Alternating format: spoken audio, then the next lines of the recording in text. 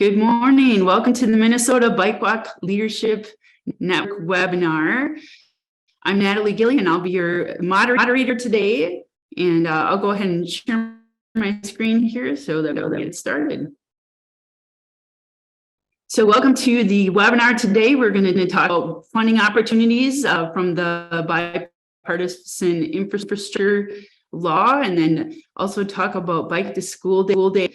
There's exciting and content-rich information coming down the line today from our speaker panel, who I'll introduce in just a moment. So we're on April 19th, 2023, and welcome you all to the webinar today.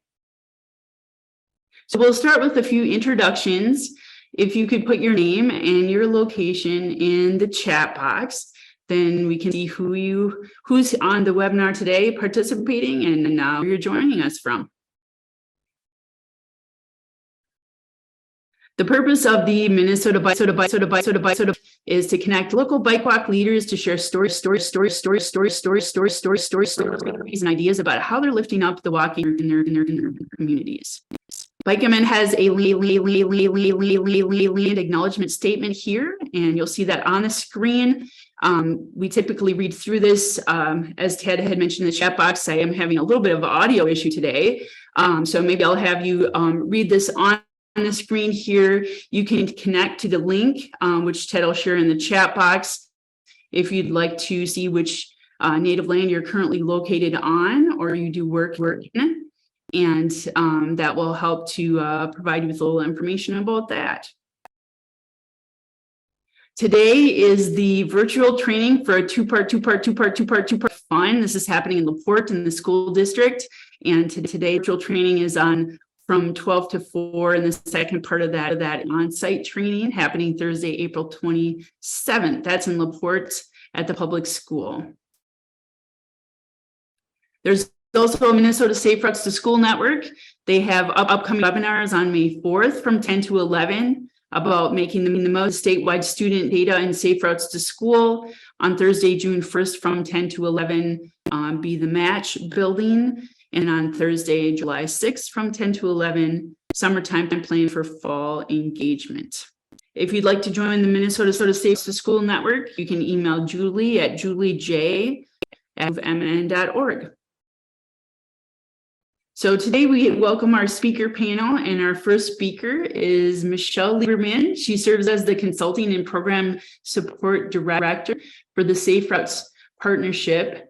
In this role, she oversees the Safe Routes Partnership's consulting program and technical assistance to local communities, regional and state agencies, and others seeking to improve their active transportation, safe routes to school, and built environment initiatives. In addition, Michelle develops publications and other resources and runs webinars and training. With a background in urban planning and public health, Michelle is committed to developing healthy, thriving communities through planning and policy development that supports community members of all races, ethnicities, income levels, and abilities. Welcome to the webinar, Michelle. Thanks, Natalie. Thanks for having me, y'all. So today I'm going to talk about new federal funding opportunities that have become available since the passage of the bipartisan infrastructure law, and give you a little bit of an overview of what the funding opportunities are, and a lot of links to find out more information as you think about funding for your initiatives. So next slide. Again, I'm the Consulting and Program Support Director at Safe Routes Partnership. If you're not familiar with our organization, we're a national nonprofit, formerly the Safe Routes to School National Partnership, and we work on supporting communities getting walking and rolling. And we've had the wonderful opportunity to work with Kelly and others at MnDOT pretty closely in the recent past, and so happy to be sharing this information with the broader Minnesota community. Next slide. So when we think about federal funding opportunities for walking, biking, and safe routes to school, there's both formula programs where states are allocated a certain amount of money, and also discretionary programs that are developed and run by the federal government. These are competitive programs. So I'm going to quickly touch on transportation alternatives, but really spend most of my time today talking about these discretionary programs. Next slide. And I would say, my number one piece of advice is to always look at what your state DOT is providing in terms of funding. MnDOT especially has a lot of great funding opportunities for safe routes to school and active transportation. So look at your state opportunities first, but also know that there are federal funding opportunities now. So when there's something that goes above and beyond what is available at the state or is a better fit for a federal opportunity, don't be afraid to apply for those. So Kelly's going to drop in links I see for the Minnesota, the transportation alternatives, information for both the statewide and also the MPO competitions. And Kelly's going to provide more information about Minnesota specific funding in a little bit, but I'm going to talk broadly about transportation alternatives. Next slide. So this is really the number one source of federal funding for walking, biking, and safe routes to school. There's money for communities of all sizes and for projects like sidewalks, crosswalks, bike lanes, trails, and more. And I'm guessing most folks on this call have had a transportation alternatives project in your community or that you've championed. And this program is really unique because it's designed to support local priorities. A lot of federal funds flow to state DOTs or to state level agencies, and then sort of the priorities are set at the state level. But this is unique in that it's local communities identifying what are the priority projects for them and applying for the funds. It's awarded by both state DOTs, as well as there's a portion that goes through the MPOs. And it covers about 80% of the project cost. And there's the local match required. But as Kelly has pointed out to me earlier today, MnDOT has a lot of resources to help provide that match for local communities. And just to give you a little sense of a timeline, I think earlier this week, the 2023 grant recipients were just announced. Next slide. So we really encourage you to look at transportation alternatives because it's really intended to be for walking and biking and those transportation alternative projects. It's intended for those uses, and we don't have to make the case that we should be really supporting walking and biking with those funds. There's also a lot of funding. And again, it's for communities of all sizes. Every state has funds. And historically, across the nation, about half of TAP applications get funded. And with the bipartisan infrastructure law, it's increased the funding to the Transportation Alternatives Program by 60 to 70% over 5 years. So big increase in funds there. Next slide. So to apply for TAP, really encourage you to look at the MnDOT website, the links that Kelly has dropped in the chat box, look at the upcoming competition dates and application information, and think about what projects and programs in your community would be a good fit. All right, I'm going to pivot over to the discretionary programs. So these are new programs that were put in place as part of implementation of the bipartisan infrastructure law. You can go forward probably 2 slides. And these are where communities are applying directly to the federal government for these funds.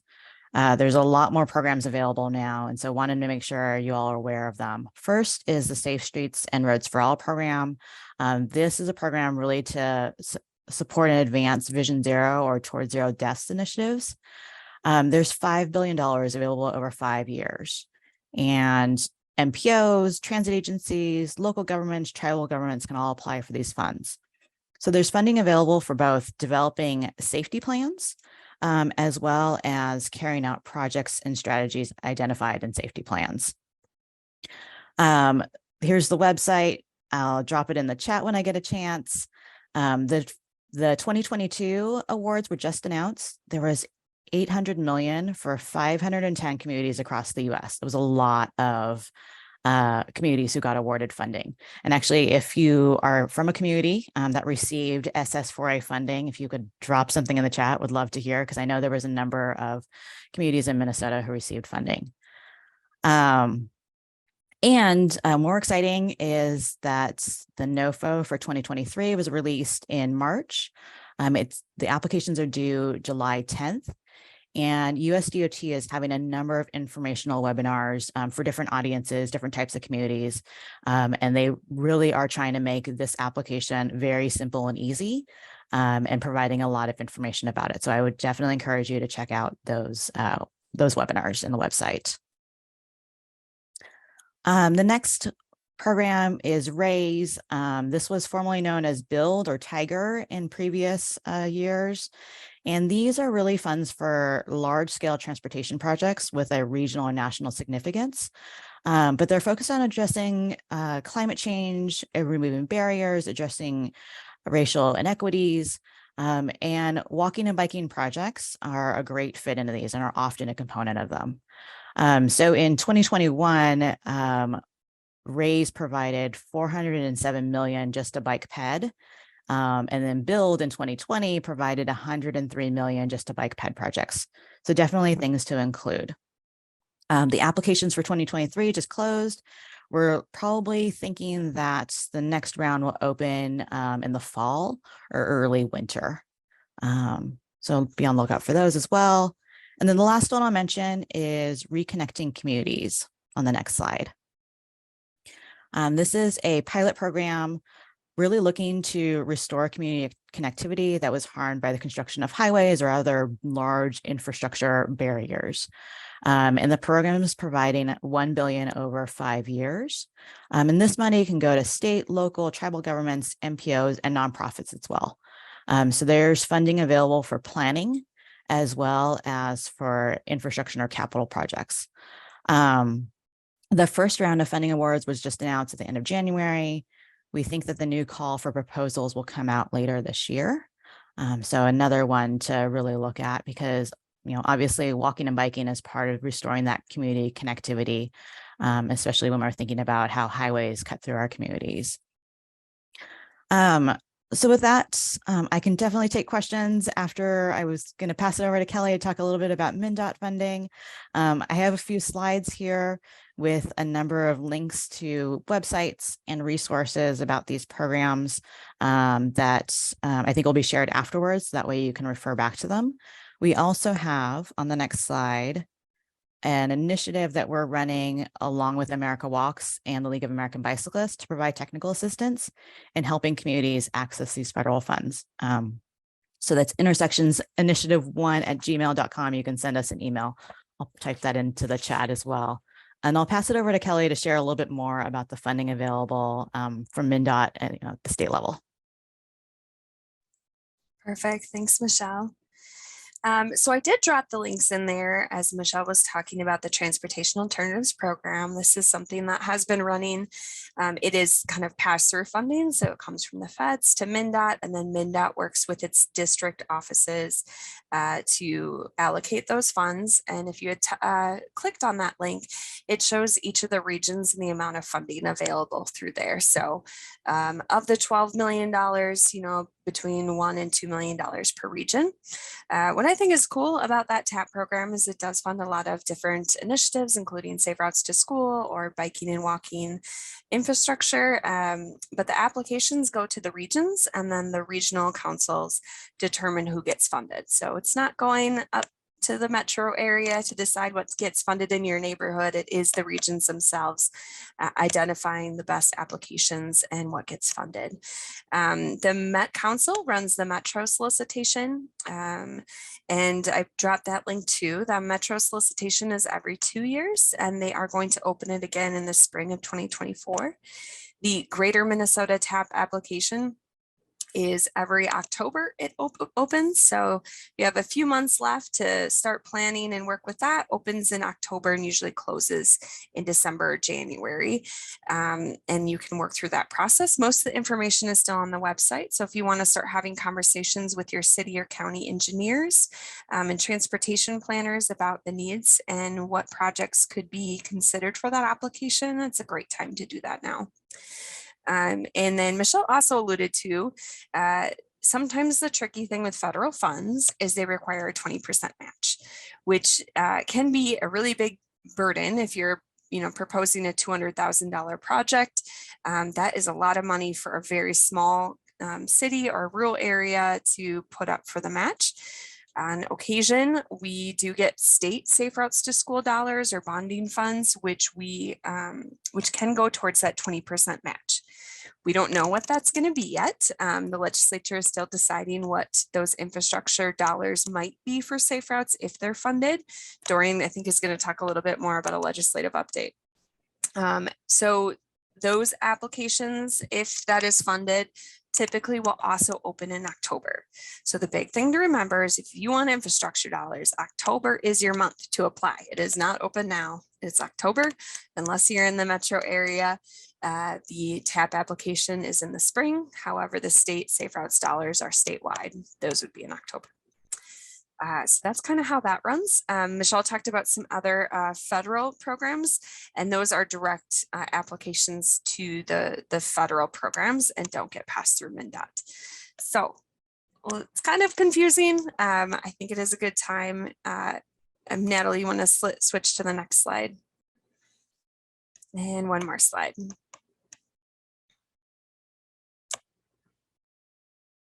Michelle, did you have anything to kind of talk about here?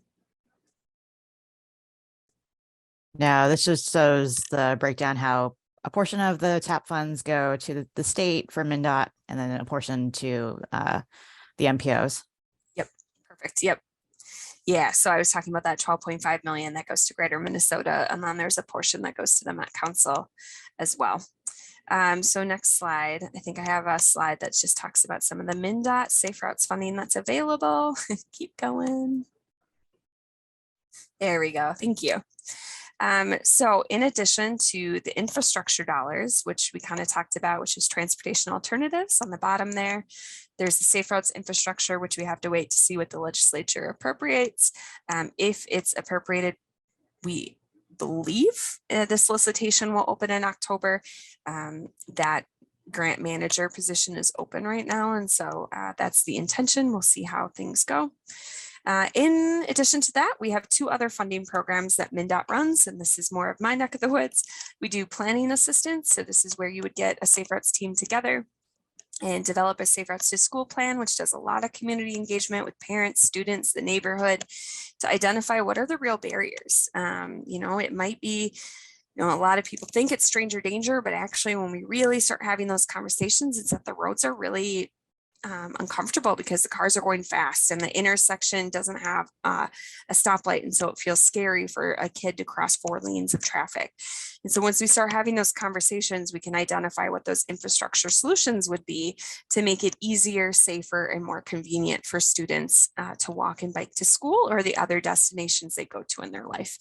And we do talk about that with Safe Routes, is some kids walk and bike to school or from school, but sometimes they live too far away from school. But you know what? After school, they go with their friends across the street to the gas station or a grocery store or an eatery to have a snack before they come back for sports practice or an after school activity.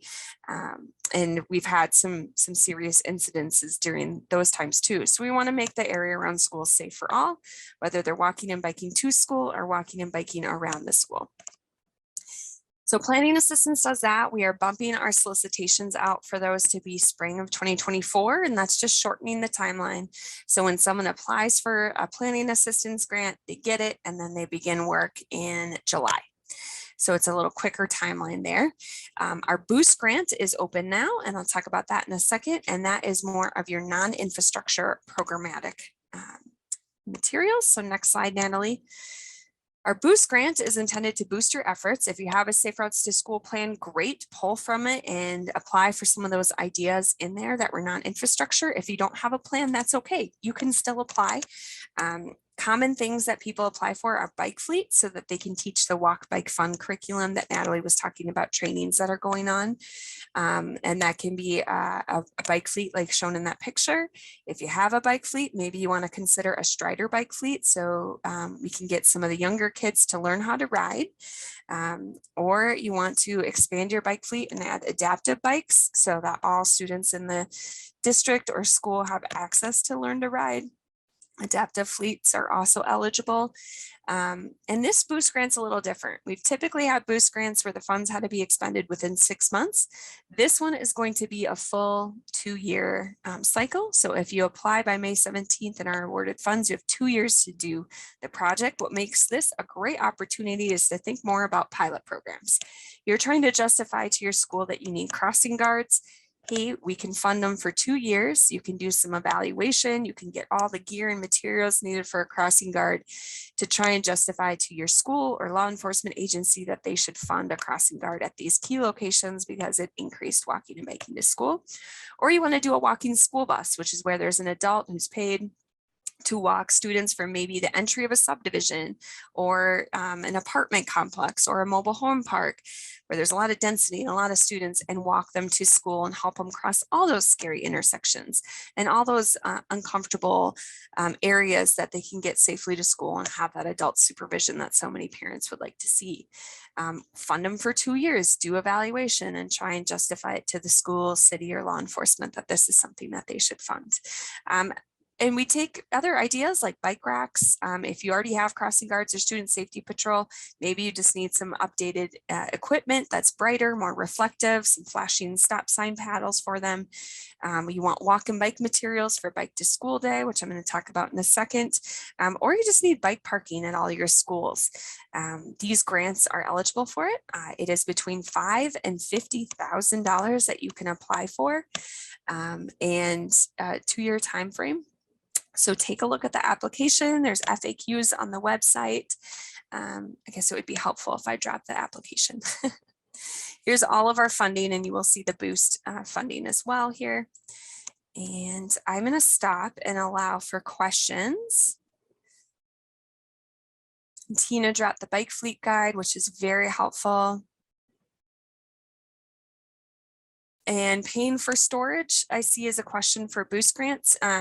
We have funded like trailers so the bikes can be stored and shared between schools, school districts, community education programs, after school programs, Boys and Girls Club, whatever it may be. So that is an eligible expense.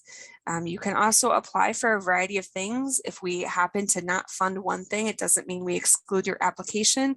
If it has the highest points, we'll just have a conversation with you that might not be an eligible expense. So is there another way we can meet that need, or can we remove that from the application and fund everything else? One other thing I'll just share related to our grant funding at MnDOT, and this relates to our state infrastructure, our planning grants, and our boost grants, is that we have an equity score, because that is a very important component to make sure that students in underserved communities or under-resourced communities are getting access to this, since they're some of the most vulnerable populations. You can learn more about our equity score, which takes a bunch of different data sources and provides that score, which is about 35 to 40% of the grant application. So the higher the score, the more need there, the higher points that will be awarded. Now, just because you have a low equity score doesn't mean you won't be funded, because it is based on who applies. So whoever applies might be a equity score of 40, and that might be the top. So just because there's scores of 90, 95 there, please continue to apply. It just provides us a more equal way, I guess, to share equity and not just have it be subjective to the reviewers on who needs equity or who needs these funds the most. That makes sense. Okay, I'm going to stop. Yeah, Cindy, I'm not quite sure. I think put it in the application if you're applying related to more of a rented storage space. It's not something that we have funded in the past, but I'm not saying we wouldn't fund it. I think we just have to see how that works into a larger application.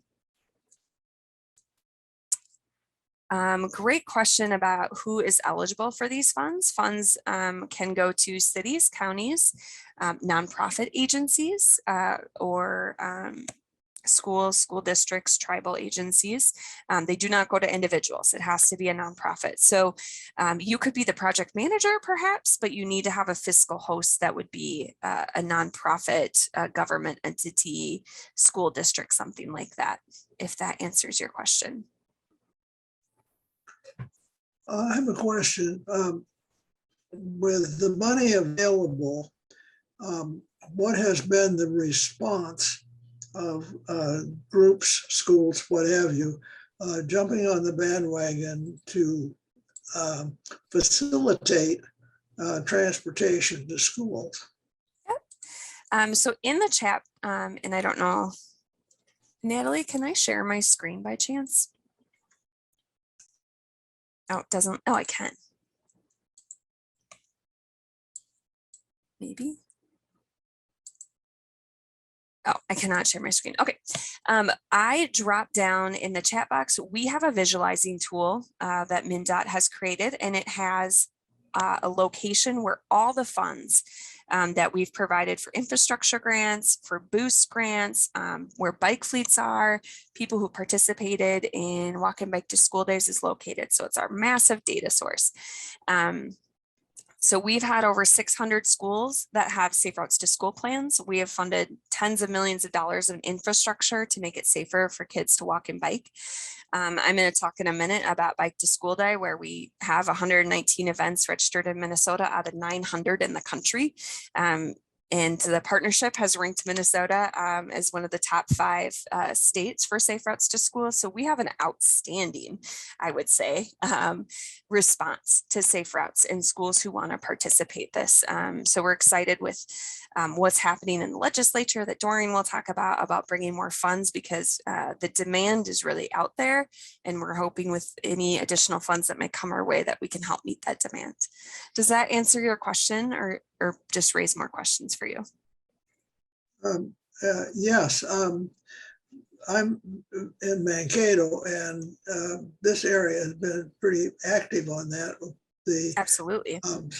The schools have been teaching students not only how to ride a bike, but also how to drive a bike. And we also get involved in bike rodeos, which I think are probably not as educational as much as they are fun. And they create an enthusiasm for, hey, this will be kind of neat. And I think that is the real purpose of the rodeos. Yep. I don't think you're going to teach them every sign in the MnDOT sign book or anything of the kind. But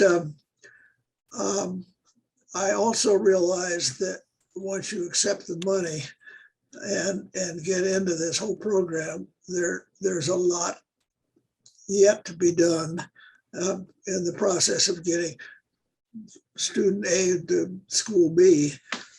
Mm-hmm. And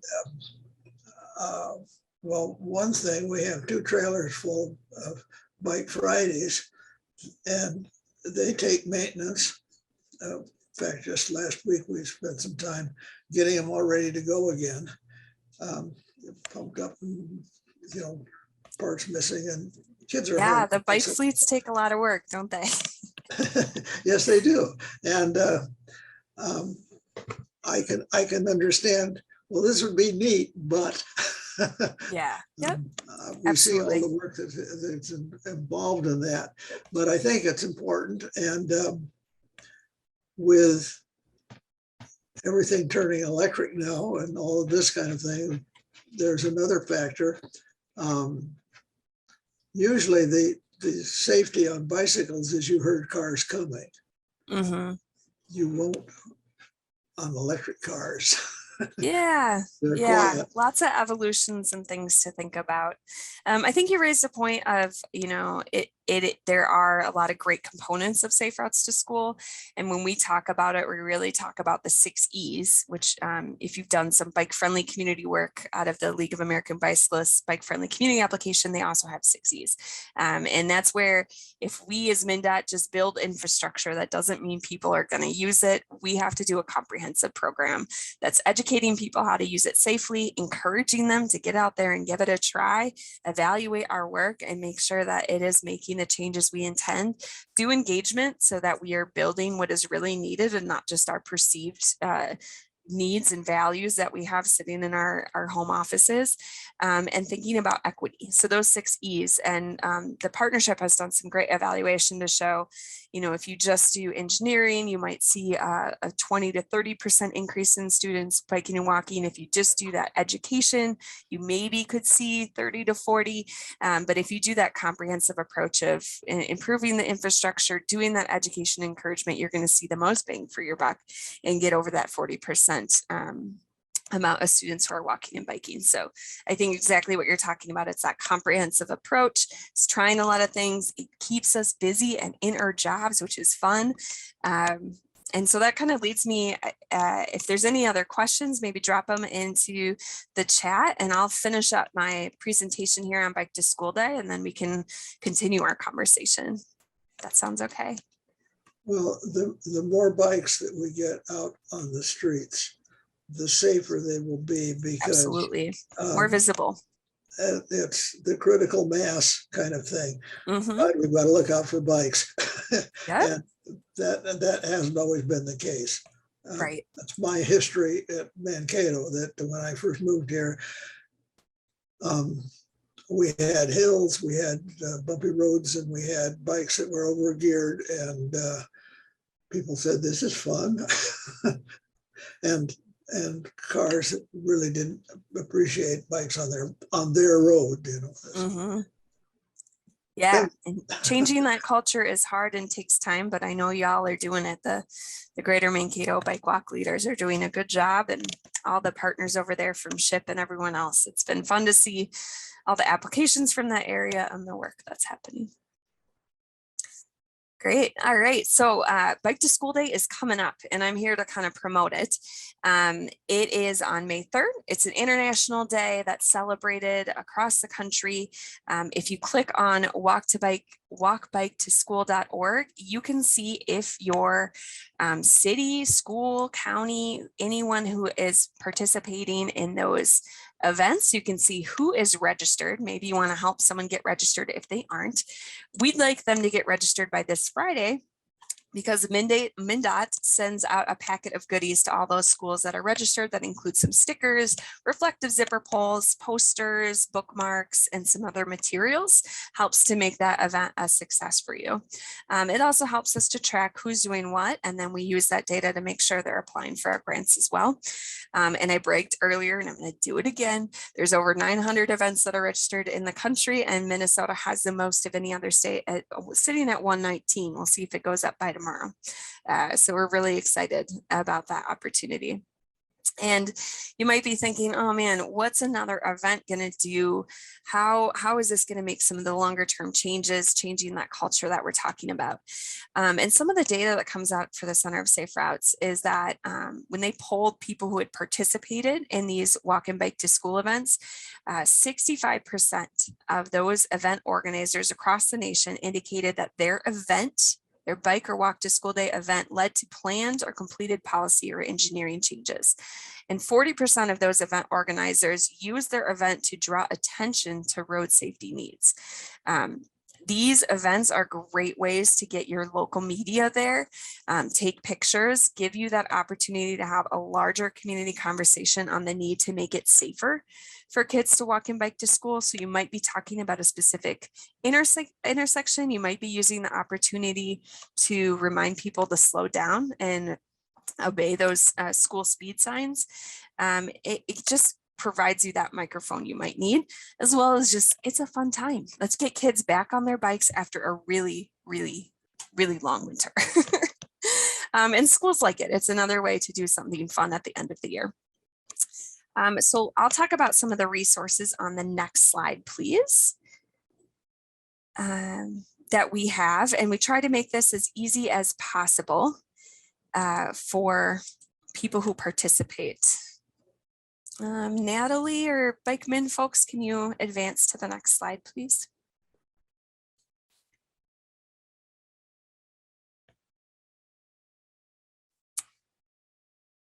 Anyone?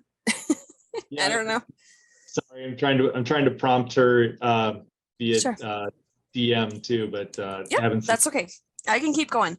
So in the corner of this, it talks about a poster contest we have, and fun this year is a prize pack for this poster contest. So it encourages kids to draw a picture of how biking makes them feel. The top poster contest in the 6th through 3 grade areas, and then the 4th through 6th grade areas, the top winner will get a bike rack for their school, thanks to Dero Bike Rack Company. The top 3 winners, the individuals, will get a prize pack that includes it says there, a helmet, a water bottle, bike lock, belt, and light. So it's a great way for the students to get something and the school to get something. We have curriculum for teachers that the whole classroom can participate. Otherwise, you can just have your kids, your neighbors, your loved little ones send a poster in to us. They don't have to be officially connected to a school to win. So get those kids drawing and coloring and send us some great posters. And we are excited to give out those gifts, those award prize packs from Dero Bike Racks and Quality Bike Products. So there's more information on our Bike to School Day website, which I will drop here, and all the other resources I will talk about will be available on there. And you can go to the next slide and I'll just show some of the resources that we have available for Bike to School Day, which include, we have posters available that can go around the schools. New this year is we have them translated in Hmong, Somali, and Spanish, which are the top 3 languages in schools across the state other than English. So those are available. This is just a screen capture of our website that shows some of the different resources we have. We have postcards too that can be sent out through the transportation department to anyone who lives in that walk bike zone as a reminder or a prompt that, hey, it's warm, consider walking and biking at least one day a week or more days. Get out of that pickup line and give it a try. We have sample text for your newsletters that go out, emails that go out, peach jar, whatever your school might use, or social media. We social media graphics, as well as other content that can be there. Next slide, please. So these are some examples of what those social media is, and also they're the postcards too. So it gives them that language of, you know, why do you want to wait in the school drop-off lane for 40 minutes? Park a couple blocks away and walk your kids in the rest of the way, or give rolling into spring on your bike a try. So they're good reminders and good things to get out there. Next slide, please. Some more materials we have, again, the posters, the sample text, and we also have this new punch card that can be a frequent walker, roller, or biker. Get all 10 punches. This might be something you could help your schools get, is some prizes to give out when those kids get all 10 done. And sometimes schools also have the rewards program where they're caught being good. They already have some prize packs included. So it would just be a nudge that this could be another thing that could be included with that. Or maybe you're working with your local bike shop that they can earn a water bottle, bike bell, or something after they get all 10 punches in. Next slide. Which is just an example of some of those translated materials I talked about. Next slide.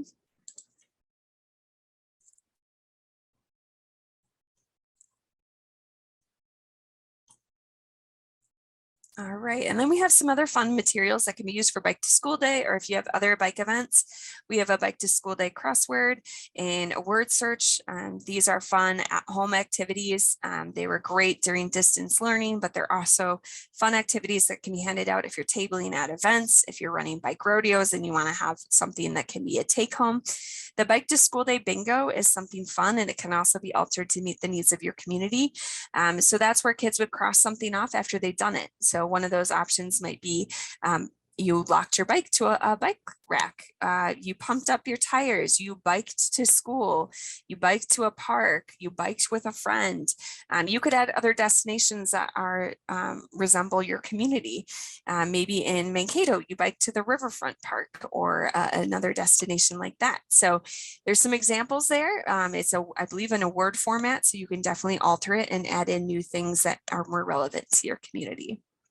Next slide.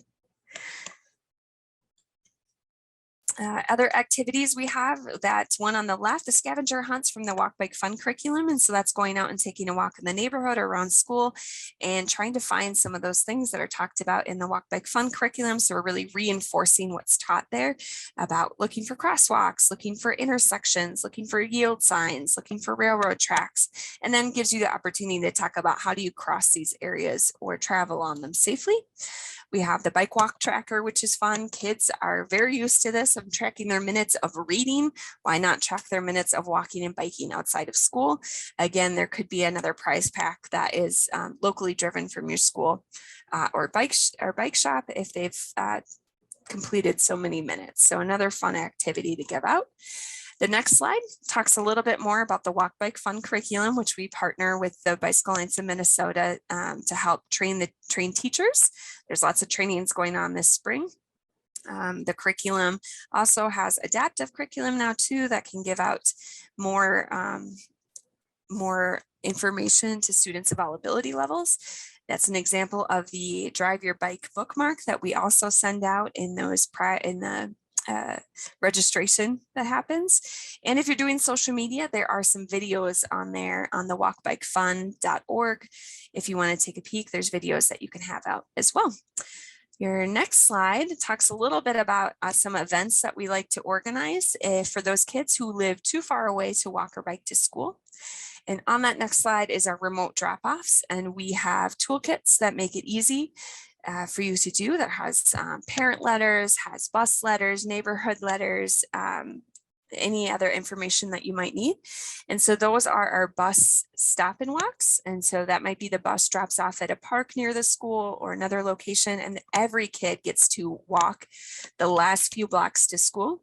Parking walk is encouraging parents to drop off maybe in another location and get some more time walking and biking in. Or the walk a block is all students get to that front door, and before they're allowed in, they got to take a lap around the school. And so this is just emphasizing the physical activity that can happen in the mornings before school, giving everyone the opportunity to engage and participate in the event day. And we do have some great stories we've heard from communities where when students participate in the bus stop and walk or the walk a block, there's fewer behavioral issues during that day, which makes teachers and principals' lives a little bit easier. So that can be a nice selling point too. And we like to definitely invite our elected officials to anything you have planned for bike and walk to school days. Lots of Rochester folks are on the line, and they've done a great job of this, inviting the school board members, inviting the mayor or city council representatives to these events so that they can see the fun that happens when kids are walking and biking. They can hear from students and parents what some of those barriers are. They're getting some of that earned media from the media who comes and loves to get pictures and videos of kids and the fun that can happen in communities. So that's a great way to be strategic with your event by inviting those elected officials. Next slide is going to talk a little bit more about a bike train, which is an organized bike ride. So you got a subdivision that has a lot of kids in it. Get an adult who will bike all those kids to school and help them travel in the bike lane or the bike path or along areas that don't have bike facilities safely. The partnership has a bike train guide there that's also available on our website if you're interested in learning more about how to lead a bike train. Or another example is a bike parade. Help kids decorate their bikes, and they can kind of do a parade ride around the school or through a neighborhood, show off their bikes, show off their love for bikes. If they don't have a bike, they could decorate their bike Fridays like you have in Mankato or other bike fleets. So it's a way that they can show their bikes or other bikes and make it fun and exciting. The next slide talks a little bit more about bike rodeos, which we've heard here on the call. Those are bike safety courses that teach kids all the different ways to be safe, from signaling, from stopping, from yielding. They're really fun and a great way for community volunteers to help support biking in the community and help support the schools in teaching kids how to bike safely.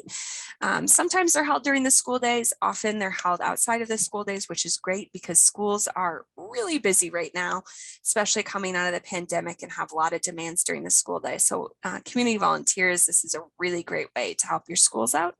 The Walk Bike Fund has an ambassador guide, and within that is all the information you need for a bike rodeo. Other fun events can be a slow race. So how slow can you go to cross the finish line? And that really gets and reinforces balance techniques. You can have your friends in the community who are great at working on bikes or the bike shops to do some bike tune-ups. If you've ran a bike rodeo before, you know that a lot of kids come and maybe their bike has been run over by their parents or thrown about too many times. The wheels don't even work or the chain is pretty rusty. It can give them an idea on how to make their bike safe so that they can ride it all summer long. So those are just some ideas for Bike to School Day. The last slide just will remind you to get registered at walkbiketoschool.org, or if you want any of these resources, I did drop the link, or you can go to our resource center, which is mnsaferoutestoschool.org. And we have a lot of specific Minnesota tools and guides or different links that will take you back to the Safe Routes Partnership and all the resources that Michelle and her team have created that are used across the country. So hopefully you're participating in Bike to School Day. It's a lot of fun. If not, maybe you're going to encourage your communities to think about it for next year, or next October is Walk to School Day. So you can be working for that. I'm going to stop talking because I've been talking for a while. What questions do folks have either about funding as you've been thinking about it, or Bike to School Day, or even Safe Routes to School in general? I have another question.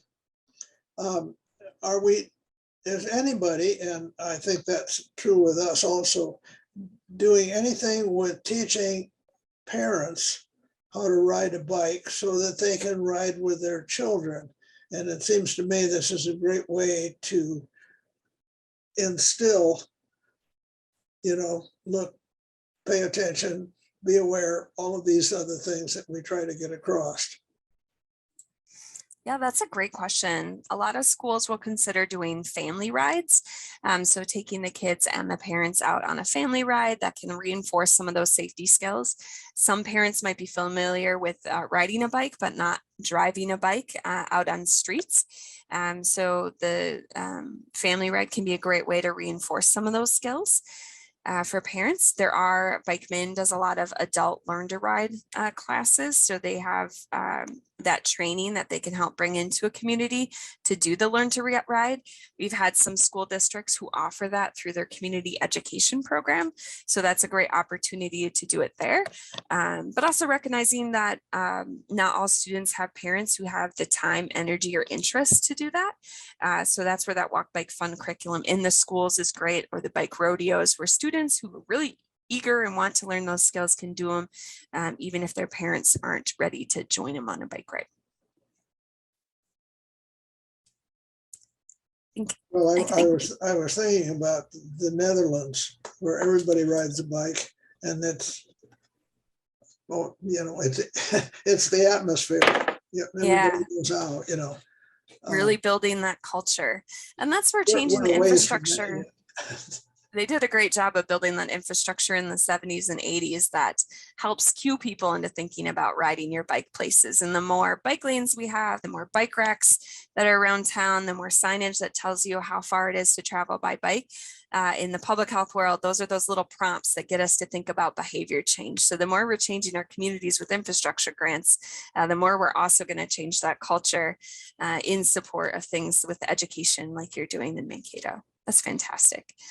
Doreen, I think I'm going to pass it to you. I know there was a legislative update you wanted to do, and I think there's 10 minutes left on the call. If there's any other questions, I'll monitor the chat and I'm happy to address them there. Thanks, everyone. Hi, everyone. Thanks for being here. Michelle, I just wanted to share, you would appreciate the fact that we are sitting in the Jim Oberstar conference room. Jim was the father of Safe Routes to School, and we're very excited to have named our conference room after Jim. And I also wanted to share that Kelly mentioned the Met Council solicitation. That's every 2 years. For the last decade, they've been doing about $200 million a year in that solicitation. The Infrastructure Investment and Jobs Act and Bipartisan Infrastructure Law allowed them to do another 175 million. So, and what was really interesting was they were only able to fund the top priority projects in 55 communities in the metro area. They didn't even have the money, you know, an extra 150 million didn't get them to second priority projects. So it's nice to know the demand is out there. Frustrating that there's not enough money, and we'll keep fighting for more and more. The Minnesota legislature is in the process of passing their omnibus transportation bills in both the House and Senate this week. The House debated it until 11 o'clock last night and adjourned without finishing. But the good news is the Senate bill has an extra $10 million a year on top of the existing 1 million, 1 million a biennium. It has 10 million or 20 million for the biennium for Safe Routes to School and 50 million for active transportation. So it'll be a significant jump in the funding for biking and walking in Minnesota and Safe Routes to School. And the House does not have that much money in their omnibus transportation bill, but Chair Hornstein, the chair of the Transportation Committee in the House, has told us that he will wholeheartedly accept the Senate position on both funding and the policy language that's in there for making the streets safer for bicyclists. So the other wonderful thing that's in that policy part of the bill is that right now schools must teach bus safety and have a bus safety demonstration.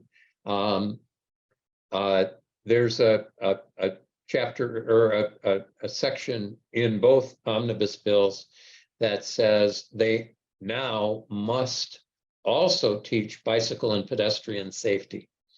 And the good news about that is that section of the bill went independently to the education committees in the House and Senate, and it passed unanimously in both committees. So there's little doubt that bike safety and pedestrian safety will be mandated by the legislature, and we'll be talking about that maybe at a webinar sometime soon. I'm excited about that. So that's really the update. If you aren't all signed up for the Bike MN Action Alert system, we sent out an action alert on Monday morning saying, please tell your representatives and senators to vote for the House and Senate bills, and we'll keep you informed on when they get together in a conference committee to merge those bills in the coming weeks. We'll keep you posted on our blog and with action alerts as to when you need to, again, contact your legislators. So I'm excited. Some big things are going to happen for Safe Routes to School and active transportation this legislative session. Great, thanks so much, Dorian. Yeah, I apologize, everybody. Natalie's still having some audio issues, but see if I can bring her to bring the event slide back up, and we'll kind of wrap up for this month. Wayne, I'm not sure if you want to speak at all to the Lake Alice 100. I'm not sure. Are you there? Hey, Ted. Yep, I'm here. So yeah, I could just say a couple of things quick. So we do have the Lake Alice 100 coming up on Saturday. Oh shoot, I don't have my calendar because I have this on full screen. 13th, right, Ted? I think. Yep, that's correct. Yep. Yep. So Saturday, April 3rd, or I'm sorry, Saturday, May 13th, in Fergus Falls. So the Lake Alice 100, if you're not familiar with it, is a century ride, but it's really open to anybody who wants to participate. So Lake Alice is a small lake just north of downtown Fergus Falls, and one lap around the lake is approximately equivalent to 1.15 miles. So approximately 87 laps around the lake gets you a century ride of 100 miles. So We invite folks to come out, bring their families, and do 1 lap or 10 or 20 or all 87, whatever they want to do. And we have a big group kickoff at 9 a.m. that day. We're going to have some snacks and stuff, and so there's music, and it's just a good time. It's a fun family activity, and so if you want to, there's no registration fee. It's completely free. So yeah, so I don't know if there's anything else. If people have questions, they can get a hold of me or ask now or whatever. But yeah, so we're looking forward to it. Thanks, Wayne. Yeah, I really wanted to highlight that one. Not necessarily so everybody comes up to Fergus Falls, which you should, because I'll be there. Wayne and I even talked about giving a raffle ticket for every lap you do and giving away $100. For all those who complete at least 1 lap, but also just to highlight like how you don't have to have a ton of infrastructure to put on a really great community event like that. It's 1 rest stop because you're never more than like a mile from the rest stop, as long as you kind of keep going around. So it really kind of makes for a really accessible event. There was a family that did do the Century last year. It was kind of fun to kind of cheer them on, as well as a few kids that kept telling their parents like, no, 1 more. They keep doing 1 more lap. So but yeah, so the Lake House 100 is kind of the launch of the Bike MN event season that we do in partnership with many of our chapter organizations. But we'll launch formal registration in mid-May for the Tour of Saints, Rock and Roll the Lakes, the Mankato River Ramble, and the St. Paul Classic. So really looking forward to that. We're also very thankful that we don't have a lot of April events. It sounded like kind of miserable for some of those. Anybody who did Ragnarok down in Red Wing area, that was, I think, in like 10 inches of snow or something like that too. Sounded kind of brutal. But yeah, please do submit your events, especially if they're connected organizations. We're happy to put them on our social media and kind of get the word out about those and get people excited to be a part of these things. Obviously, 30 Days of Biking for the month of April is still going on as well. So many communities are kind of taking part in that as well. But yeah, it's you've got about 2 minutes here. Anybody have any questions? Kind of close us out. Otherwise, we can probably wrap up for this month.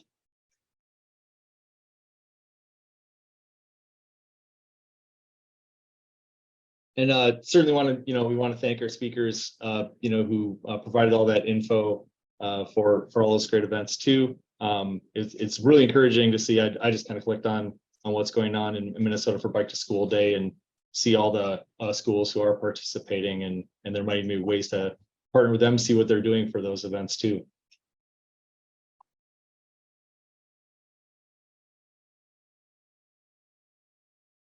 Great. Well, thank you everybody again for joining us today. And we'll get the recap out for those who weren't able to attend, of course, and hope to see you back in May.